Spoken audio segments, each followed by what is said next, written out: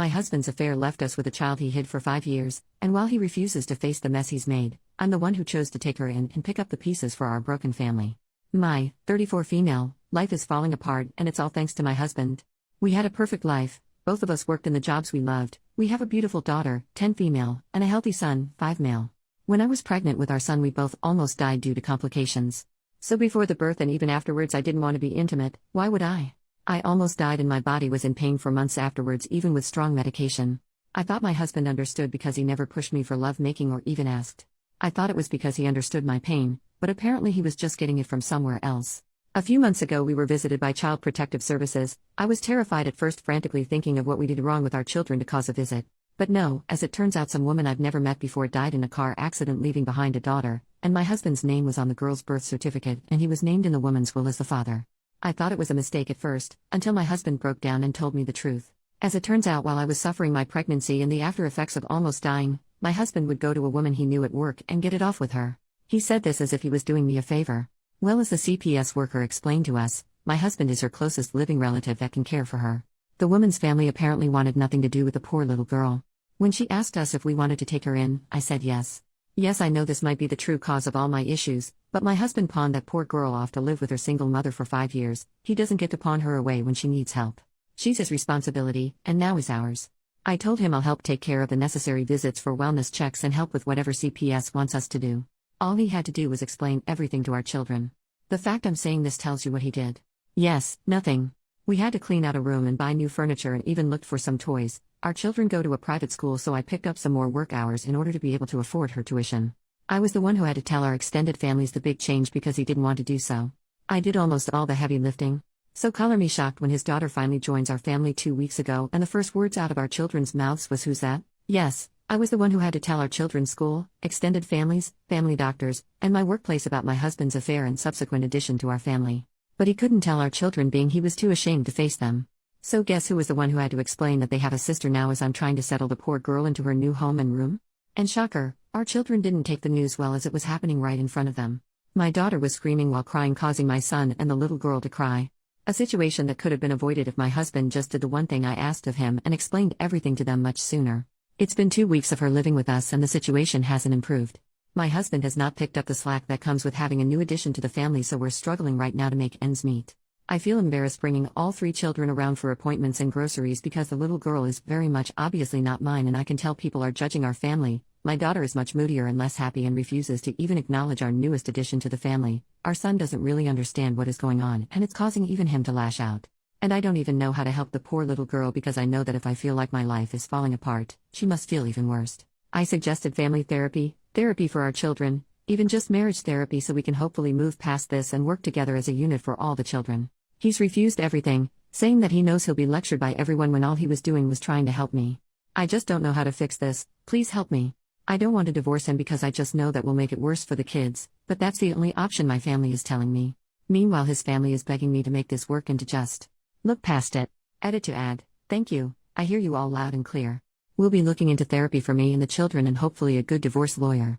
But first I need to get some answers because some of you are raising some good points.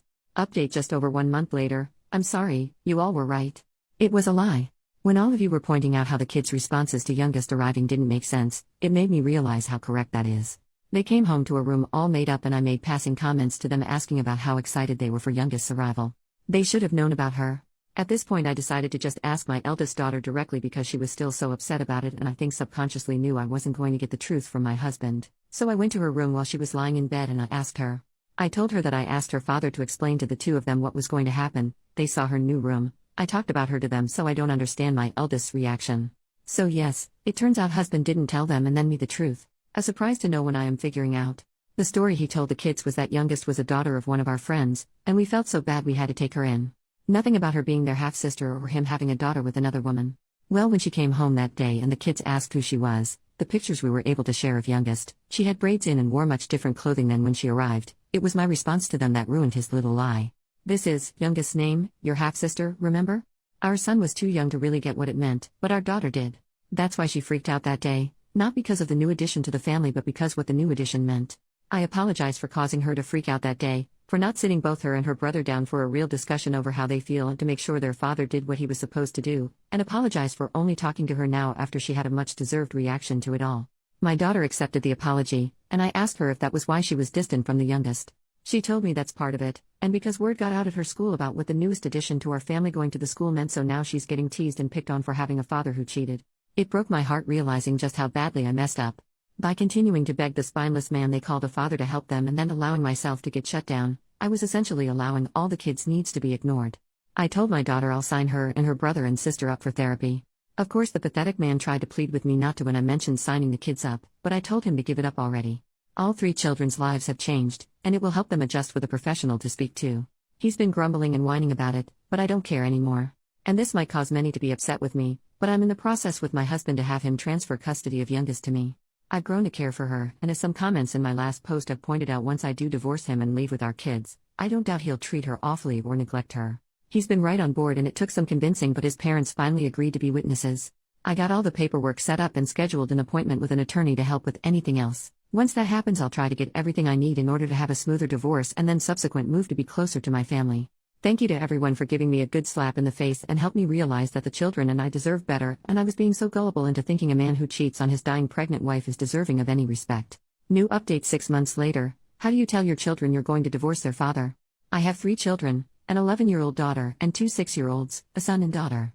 Just recently, after months of court hearings, home visits, background checks, and interviews with a judge and a social service worker, I've been granted custody of my 6-year-old daughter with her biological father, my husband, giving up parental rights to me. Right now I'm looking into how a divorce will go and what I need to get any affairs in order to make the process as smooth as possible for everyone involved. The reason for the divorce is because of how he behaved when his adultery came into light. As you can see from the ages, he cheated on me with a co-worker of his while I was dealing with a highly complicated pregnancy and birth. I was the one who had to get everything in order. Meanwhile, it seemed like he did everything he could to make the process of a new addition to our family as difficult as possible. He lied to our children, refused to take all 3 children to therapy, and when I did take them he whined and complained, refused to take on extra workload to help our budget stabilize after a new addition, refused to even acknowledge the children were struggling, and even refused to take all 3 children out and about because he didn't want people to judge, but it was perfectly fine for me to go through it. Basically, it felt like I was the only one trying to repair our family and have us move forward while he made damn sure we were stuck and hurting because he refused to acknowledge that he messed up. Divorce is the only option for me at this point. I just want to know, how can I explain this to my children? I've seen how refusing to actually explain to children can hurt them. Hell, I was the one picking up the pieces from last time thanks to him. I just don't want there to be any more lashing out or fighting.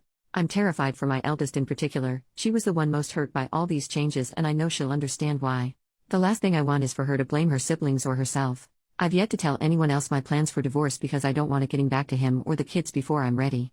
And if there is no way to make the impact easier, how can it make sure it's less damaging for them? OP has only replied to one comment. The commenter questioned parts of OP's story, more specifically why she stayed and helped take care of his affair child, and confused on the custody of affair child and the biological children. Okay, let me try to help. I'm sorry for the confusion. I discovered her existence about a year ago because her biological mother died in a car accident. It's a little confusing here and he still won't give me the why of this, but he was on her birth certificate as the father, so social services did the usual of home visits and background checks to place her with us because I refused to allow him to turn his back on her and have her struggle in the foster care system. I'm a nurse in the pediatric trauma center. I have been there as emotional support for children when they've been told about a parent's passing in accidents or we had to make the tough call to CPS for abuse cases. I do not wish for anyone to witness when a child realizes that they're an orphan or being taken away from their parents. It's why I push for us to take her in. People on Reddit have told me that I'm too much of a saint for taking her in, and that's why they don't believe me. But if you ever had to rub the back of a 4-year-old having her first panic attack because she was told her parents didn't survive, I hope you understand why I refused to ignore a 5-year-old who this time I could save from the system. After the fallout that was primarily caused by my husband, and truth be told I also have some blame for it as well, I decided to divorce him. I asked him to transfer her custody to me because I knew after the divorce there's a high chance they would keep her with him and he wouldn't be a good father to her. I didn't want to risk the chance of that. I know that if I was the one to have custody of her I won't have to worry about that in the divorce. And it's only the 6-year-old daughter he transferred custody over to. He still is a recognized father to our biological children. And thank you for the suggestion of age-appropriate dialogue for our children. I do have some training on that because of my work, so I could try to rework it to make sense for divorce. And probably bump up therapy for the children.